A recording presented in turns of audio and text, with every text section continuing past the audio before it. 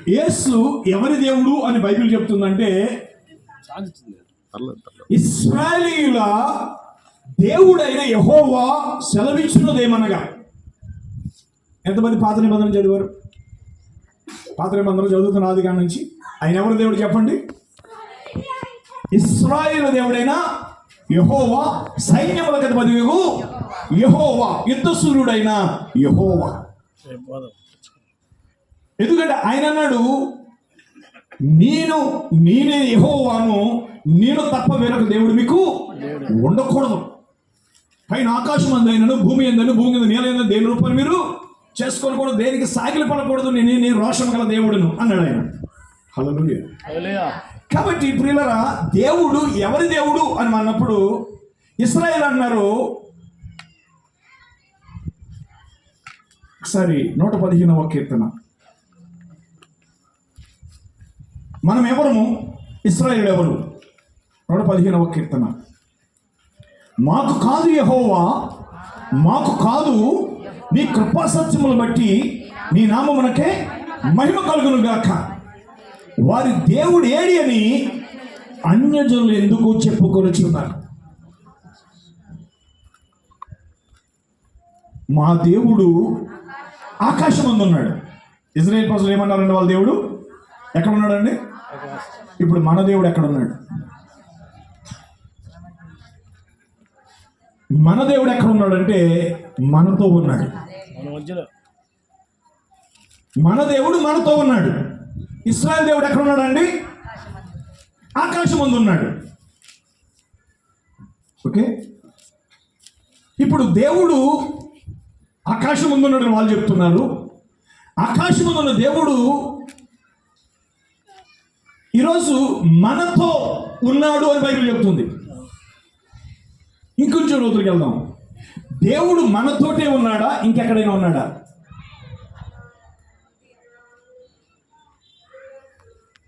దేవుడు మనతోటే ఉన్నాడు, ఇంకెక్కడైనా ఉన్నాడా? ఈరోజు చాలా మంది నమ్ముకునేది ఏంటంటే దేవుడు మాతో ఉన్నాడు, దేవుడు మాతో ఉన్నాడు అని చెప్తున్నారు. కానీ ఈరోజు ఒక నిజమైన పరిపూర్ణమైన సంఘం ఉంది. అదే ఎత్తబడే సంఘం, అదే బుద్ధిగల కన్యక. కన్యకలు ఉన్నారు, బుద్ధిగల వాళ్ళు. కానీ ఎంతమంది కన్యకులు? ఎంతమంది బుద్ధి లేని కన్యకులు? ఎంతమంది బుద్ధిగల కన్యకులు? ఏమి లేదు వాళ్ళ దగ్గర, ఏం లేదమ్మా. మీరు చెప్తే నిజంగా మీరు చాలా సంతోషపడతారు. మీరు వాక్యంలో చాలా అనుభవం వస్తుంది మీకు. నూనె లేదు. నూనె దేనికి సాదృశ్యం? నూనె దేనికి సాదృశ్యం? పరిశుద్ధాత్మకి సాదృశ్యం. ఓకే, నీరు దేనికి సాదృశ్యం? నీరు దేనికి సాదృశ్యం? వాక్యానికి సాదృశ్యం. ఇప్పుడు వాక్యము నీరైతే, నూనె పరిశుద్ధాత్మ అయితే, ఇప్పుడు యేసుక్రీస్తు మనతో ఉన్నాడా? ఎక్కడున్నాడు? అందరూ చెప్తున్నారు దేవుడు మాకు తోడుగా ఉన్నాడు, దేవుడా మాకు తోడుగా ఉండు, మాకు తోడుగా ఉండి మమ్మల్ని నడిపించి మాతో కూడా రండి ప్రభు అంటున్నాడు. అయితే దేవుడు ఎక్కడ ఉన్నాడు? పైన ఉన్నాడా?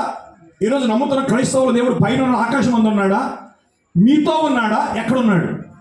ఒకసారి తిమోతికి రాసినటువంటి పత్రిక, నేను త్వరగా మీకు అన్ని విషయాలు త్వరగా చూపించలేకపోవచ్చు, కానీ నేను కొంచెము అది తిమోతి పత్రిక వెళ్ళకముందు మనము కొరింథీ పత్రిక 6వ అధ్యాయం, 2వ కొరింథీ పత్రిక 6వ అధ్యాయము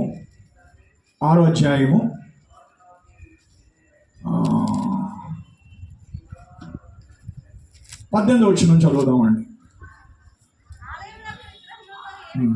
18వ వచనం అండి.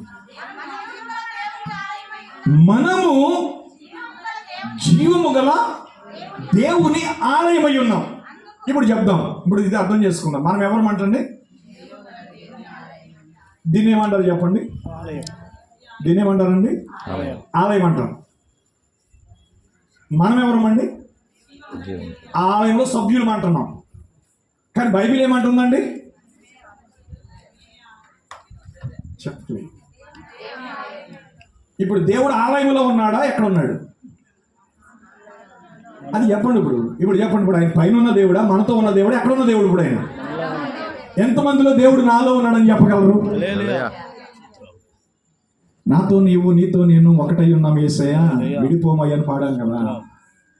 ఇప్పుడు ఆయన తండ్రి అయిన దేవుడుగా, ఆకాశమందున్న దేవుడు, ఇమ్మానుయేలుగా మనకి తోడుగా ఉన్న దేవుడు, పరిశుద్ధాత్మగా మనలో ఉన్న దేవుడు. దేవుడు మారాడా? ఆకాశమందున్న దేవుడు ఇమ్మానుయేలుగా